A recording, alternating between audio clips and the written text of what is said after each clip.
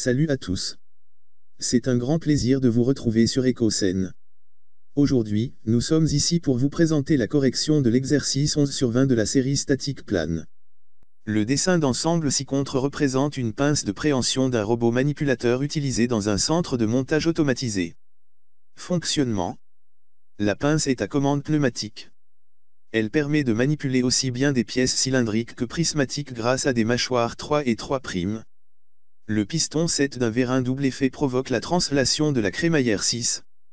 Cette crémaillère actionne les secteurs dentés de 5 et 5', qui, en pivotant autour des axes B et B' de diamètre 6 mm, provoquent grâce aux biellettes 4 et 4' le déplacement des mâchoires 3 et 3'. La fermeture des mâchoires provoquée par l'action de l'air comprimé sur le piston assure le serrage de la pièce 2. Objectif. Déterminer la pression d'air à injecter dans le vérin pour obtenir l'effort de serrage souhaité. Hypothèse et modélisation. La pince est dans la phase de préhension. On néglige les frottements. Le poids des pièces constituant la pince ainsi que celui de la pièce à manipuler seront négligés devant les efforts en jeu. L'effort de serrage est fixé à F de 8 sur 2 qui est aussi égal F' de 8' sur 2' égale 150 N. L'ensemble est ramené à un problème plan et, du fait de la symétrie qui subsiste, on n'étudiera que la moitié de cette pince. 8 est collé sur 3, de même, 8' est collé sur 3', et B a pour coordonnées 17, 29, 0, et BC a pour coordonnées 0, moins 25, et 0. Le contact en A entre 6 et 5 est un contact de type engrenage. On le modélise donc par une liaison ponctuelle de normale à n, comme montré sur la figure 2, avec n incliné à 20 degrés. Travail demandé. Un tracé F de 2 sur 8, l'action mécanique de la pièce 2 sur la pièce 8 sur la figure. 2. Isoler la pièce 4, faire le bilan des actions mécaniques, appliquer le PFS, à 4, conclure, tracer ce résultat sur la figure en rouge. 3. Isoler l'ensemble 3 plus 8, faire le bilan des actions mécaniques, appliquer le PFS, à 3 plus 8, déterminer graphiquement C de 5 sur 4 et E de 1 sur 8, tracer ce résultat sur la figure. 4. Isoler la pièce 5, faire le bilan des actions mécaniques, appliquer le PFS, à 5, déterminer analytiquement A de 6 sur 5 et B de 1 sur 5, tracer ce résultat sur la figure. 5. Isoler la tige du vérin 6 plus 7, sachant que la tige de vérin agit sur les deux pinces, déterminer l'effort Q de 7 sur 6 que doit fournir le vérin pour serrer la pièce 2 de 150 N. Tracer le résultat sur la figure, le vérin fournit cet effort en rentrant ou en sortant. En déduire la pression d'air comprimée en mégapascal.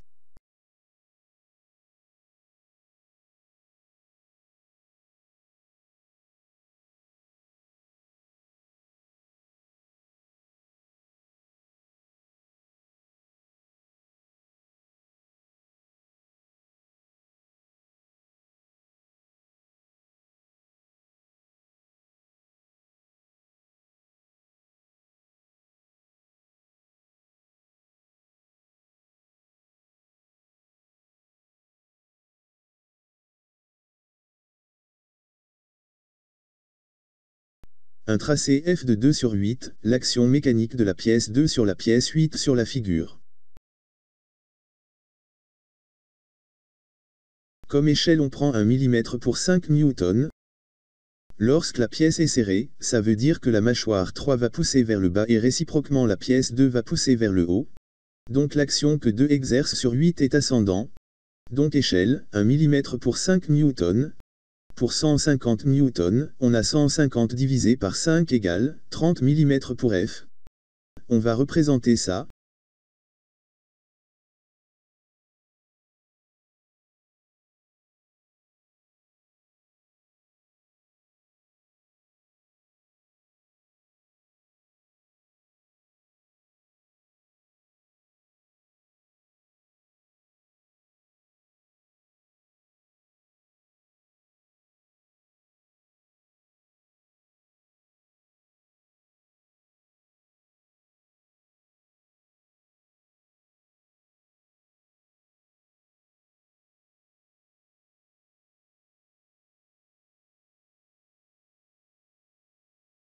De isoler la pièce 4, faire le bilan des actions mécaniques, appliquer le PFS, à 4, conclure, tracer ce résultat sur la figure en rouge.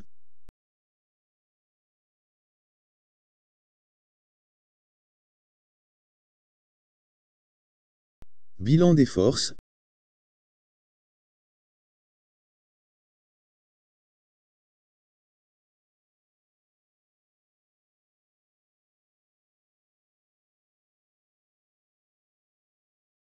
On a D de 3 sur 4, direction, inconnu, sens, inconnu, norme, inconnu, et point d'application D.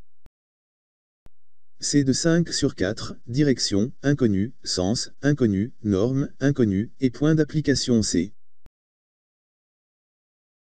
Appliquons le PFS. D de 3 sur 4, plus, C de 5 sur 4, égale, vecteur nul. Comme conclusion, on va dire, la pièce 4 est en équilibre sous l'action de ces deux forces si et seulement si, les deux forces sont égales et directement opposées, donc D de 3 sur 4 et C de 5 sur 4 ont le même support, DC. Sur la figure on va le tracer.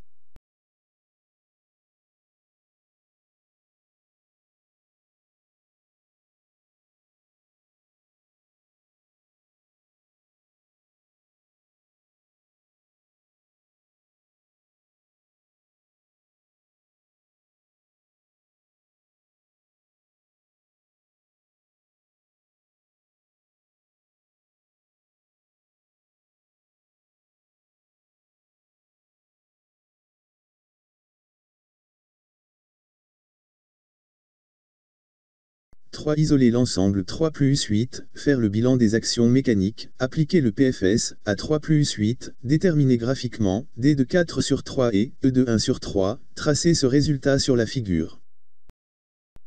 Pour le bilan des forces,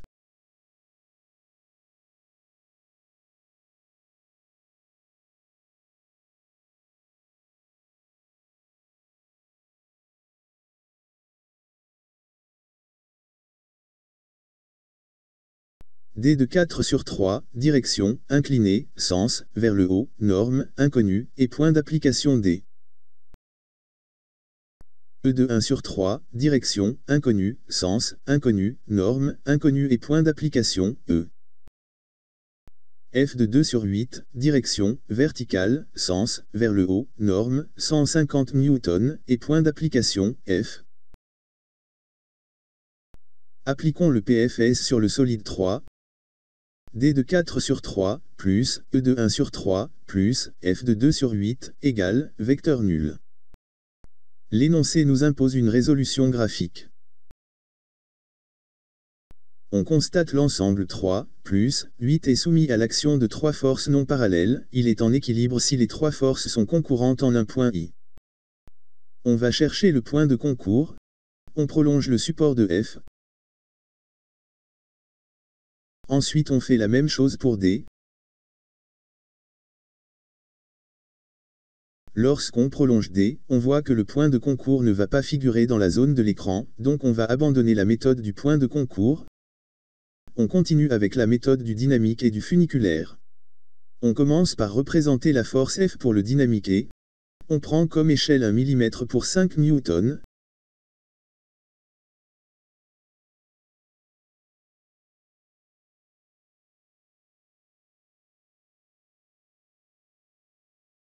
On va tracer la direction de D.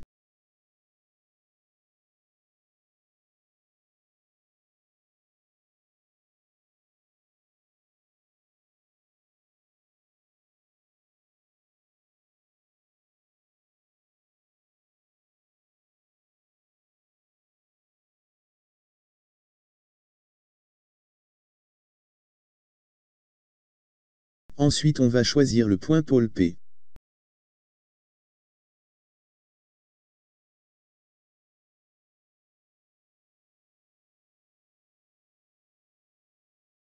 Comme la force D est placée à l'extrémité de F, cela suppose la force va être placée à l'origine de F.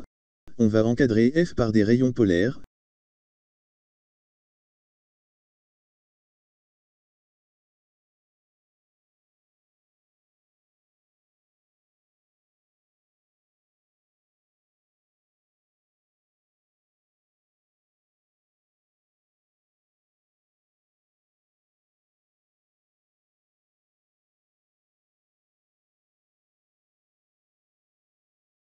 On a 1 et 2.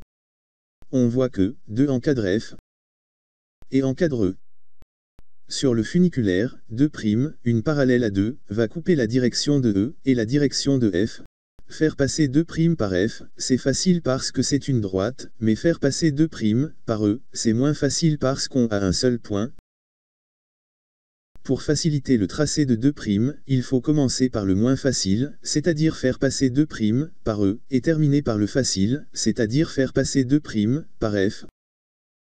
On va tracer 2' qui passent par E, et qui coupent le support de F.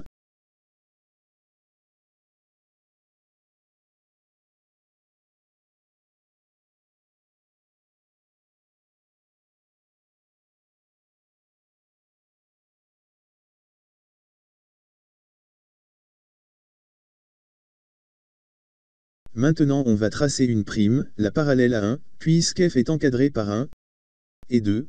Au même point où 2' a coupé F, on va tracer une prime.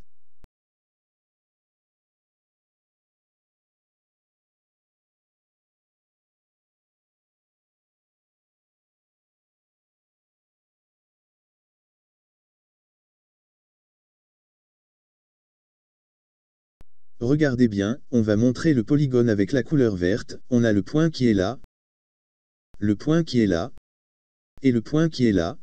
Vous remarquez bien que, c'est un triangle qui est ouvert, pour le fermer, il faut tracer, la ligne qui passe par ici, c'est la ligne qui va couper la direction de E et la direction de D, c'est la ligne de fermeture LF. Sur le dynamique, c'est l'image du rayon polaire qui encadre en même temps D et E, on la trace.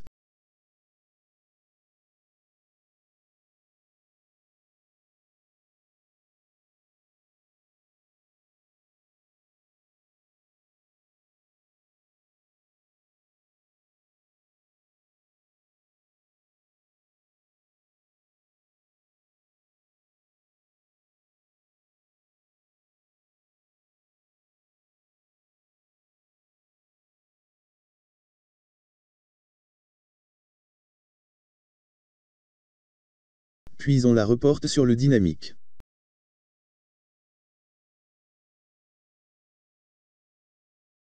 Maintenant on a une idée de la norme de D.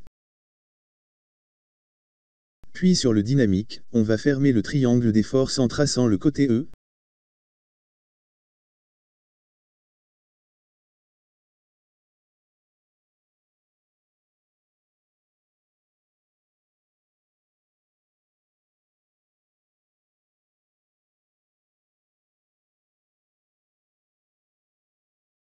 Pour E, on mesure la valeur 90, qui correspond 450 newtons.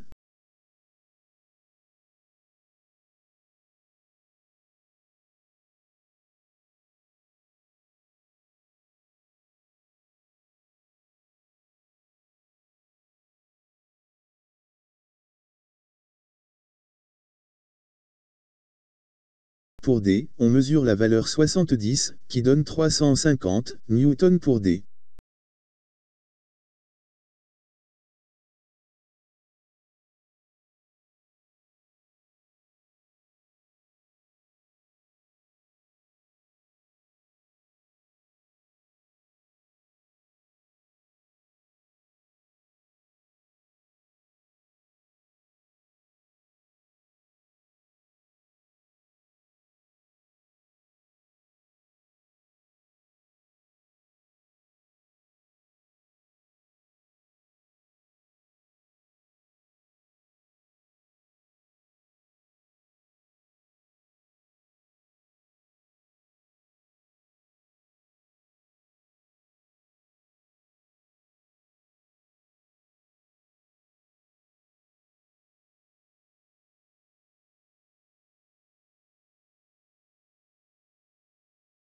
Après on nous demande de tracer ce résultat sur la figure.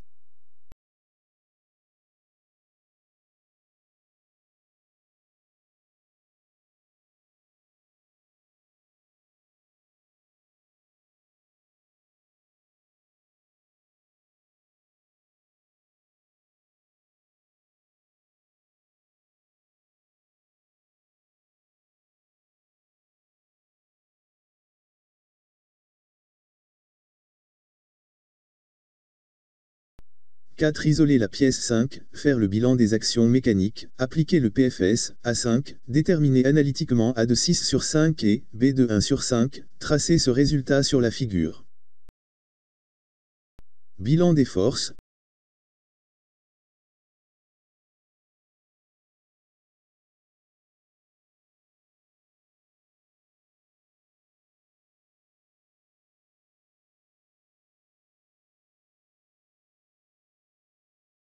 On a C de 4 sur 5, direction inclinée de 30 degrés par rapport à l'horizontale, sens vers la gauche, norme, 350 N, et point d'application C.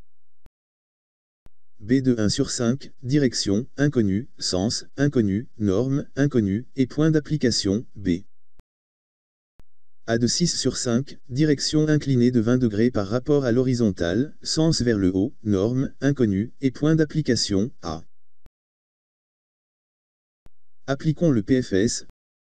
C de 4 sur 5, plus, B de 1 sur 5, plus, A de 6 sur 5, égale vecteur nul, c'est l'expression 1.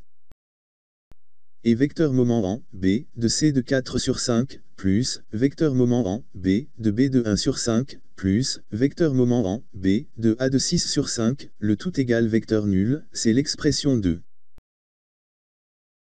L'équation 1 projetée sur O, X, donne moins C de 4 sur 5, cos 30, plus, B de 1 sur 5, x, moins, A de 6 sur 5, cos 20, le tout égale, 0. Donc B de 1 sur 5, x, égale, C de 4 sur 5, cos 30, plus, A de 6 sur 5, cos 20, c'est l'expression 3. Un projeté sur OY, donne moins C de 4 sur 5, sinus 30, plus, B de 1 sur 5, y, plus, A de 6 sur 5, sinus 20, égale 0. Donc B de 1 sur 5, y, égale, C de 4 sur 5, sinus 30, moins, A de 6 sur 5, sinus 20, c'est l'expression 4. Avec 2, on a BC, vectoriel, C de 4 sur 5, plus, vecteur nul, plus, BA, vectoriel, A de 6 sur 5, le tout égal, vecteur nul. Moins 17, 29, et 0, vectoriel, C de 4 sur 5, x, C de 4 sur 5, y, et 0, plus, 0, moins 25, et 0, vectoriel, A de 6 sur 5, x, A de 6 sur 5, y, et 0, le tout égal, vecteur nul. Ce qui donne, moins 17, C de 4 sur 5, y, moins 29 C de 4 sur 5, x, plus 25 A de 6 sur 5, x, égale, 0. Moins 17, fois, moins C de 4 sur 5, sinus 30, donne, 17, C de 4 sur 5, sinus 30, plus, moins 29, fois, moins C de 4 sur 5, cos 30, donne, 29, C de 4 sur 5, cos 30, plus, 25, fois, moins A de 6 sur 5, cos 20, donne, moins 25, A de 6 sur 5, cos 20, le tout égal, 0. Donc, A de 6 sur 5 égale, C de 4 sur 5, facteur de 17 sinus 30, plus 29 cos 30, le tout divisé par tout ce qui suit, 25, cos 20. A de 6 sur 5 est une norme, donc on dit norme de A de 6 sur 5, égale 350, facteur de 17 sinus 30, plus 29 cos 30, le tout divisé par tout ce qui suit 25, cos 20. Norme de A de 6 sur 5, égale 581 Newton. Connaissant A de 6 sur 5, l'expression 3 devient B de 1 sur 5, x, égale 350, cos 30, plus 500,81, cos 20. B de 1 sur 5, x, égale 758,24 Newton. Et l'expression 4 devient B de 1 sur 5, y, égale 350, sinus 30, moins 500,81, sinus 20. B de 1 sur 5, y, égale 3,71 Newton. Norme de B de 1 sur 5, égale, racine carrée de tout ce qui suit, 758,24 au carré, plus, 3,71 au carré. Norme de B de 1 sur 5, égale, 758,24 Newton.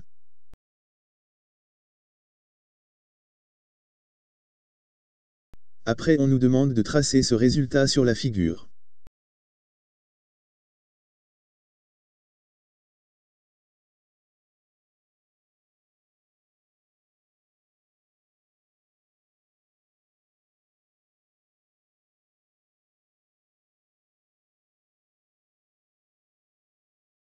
« 5. Isoler la tige du vérin 6 plus 7, sachant que la tige de vérin agit sur les deux pinces, déterminer l'effort Q de 7 sur 6 que doit fournir le vérin pour serrer la pièce de 250 N.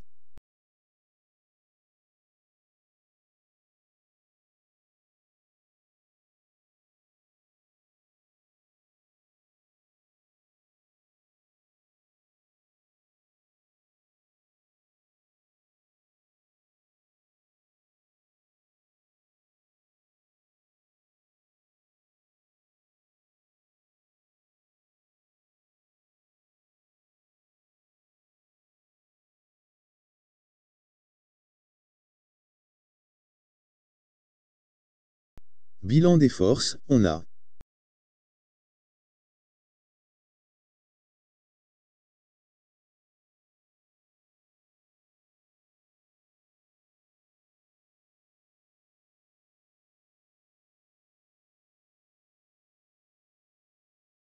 A de 5 sur 6, direction inclinée de 20 degrés par rapport à l'horizontale, sens vers le bas, norme 500,81 N, et point d'application A. A' de 5' sur 6, direction inclinée de 20 degrés par rapport à l'horizontale, sens vers le haut, norme 500,81 N, et point d'application A'. Q de fluide sur 7, direction, horizontale, sens, vers la gauche, norme, inconnue, et point d'application Q. Appliquons le PFS, on a A de 5 sur 6, plus, A' de 5' sur 6, plus, Q de fluide sur 7, égale vecteur nul. On doit continuer avec la résolution graphique d'après l'énoncé. Ici l'ensemble 6 plus 7 est soumis à l'action de trois forces non parallèles, il est en équilibre si les trois forces sont concourantes en un même point. On voit déjà le point de concours à l'intersection de A et A', et on voit que le support de Q passe par le point de concours, le problème est presque résolu, il nous reste à déterminer la norme de Q, de ce qu'on voit, on peut utiliser la méthode du triangle ou du parallélogramme des forces. On continue le tracé avec le parallélogramme des forces en complétant les deux côtés manquants.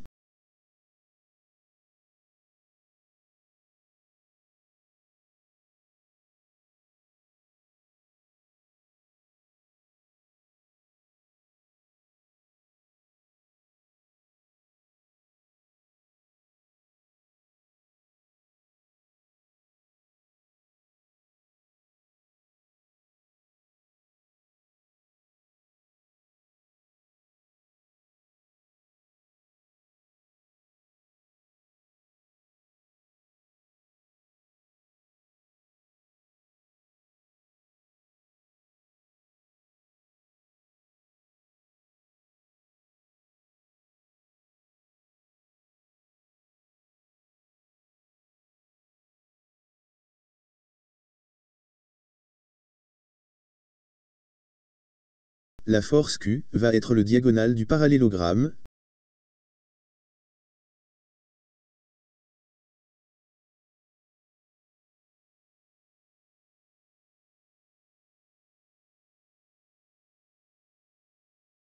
Pour Q, on mesure 66.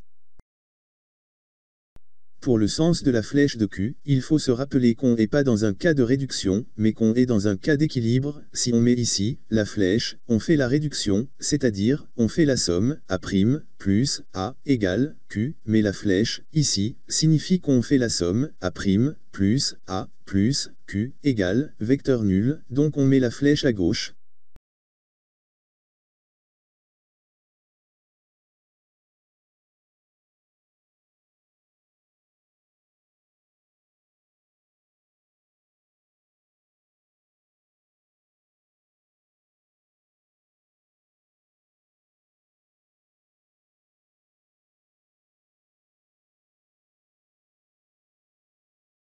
On avait mesuré 66 pour Q en tenant compte de l'échelle, 35 mm pour 500,81 N, donc 65 mm, correspond à 944,38 N, donc Q égale 944,38 N. Puis on nous demande de tracer ce résultat sur la figure.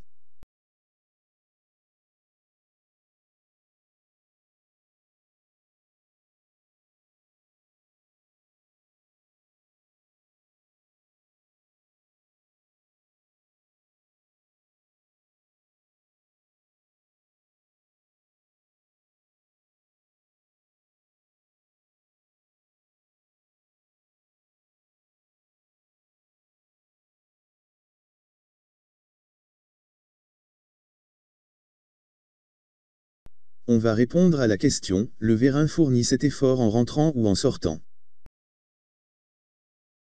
D'après le fonctionnement décrit en début, la bonne réponse est, le vérin fournit cet effort en rentrant. En déduisons la pression d'air comprimée en mégapascal.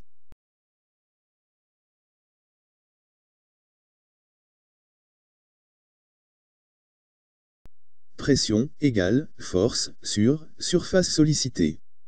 Pour notre cas, pression égale Q de fluide sur 7, divisé par la surface sollicitée en rentrée tige. Voici la surface qui est sollicitée en rentrée de tige, elle a la forme d'une couronne, elle est composée de deux diamètres, un diamètre à l'intérieur, et un diamètre à l'extérieur. Donc S égale pi, facteur 2, grand D au carré moins petit d au carré, le tout sur 4. Donc pression égale 4 fois Q de fluide sur 7, divisé par tout ce qui suit, pi, facteur 2, grand D au carré, moins petit d au carré. On nous donne ici la valeur du diamètre à l'intérieur qui est 15. Et l'autre diamètre, on ne le donne que sur le graphique, on va le déterminer par la règle de 3. Pour le diamètre 15, on mesure 10.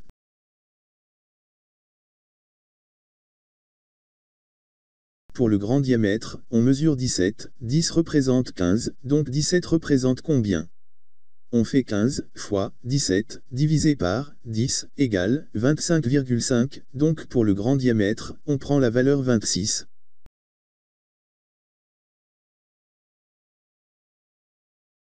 Connaissant la valeur des diamètres, on écrit P, la pression, égale 4 fois 944,38, divisé par tout ce qui suit, pi, facteur 2, 26 au carré, moins 15 au carré. P égale 2,67 mégapascal, donc la pression d'air nécessaire pour le serrage de la pièce 2 est de 2,67 mégapascal.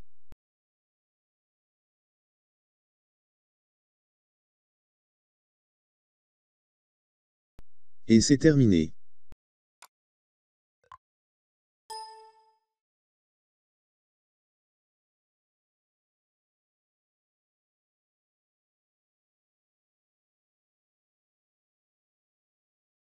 Voici l'exercice 12 sur 20.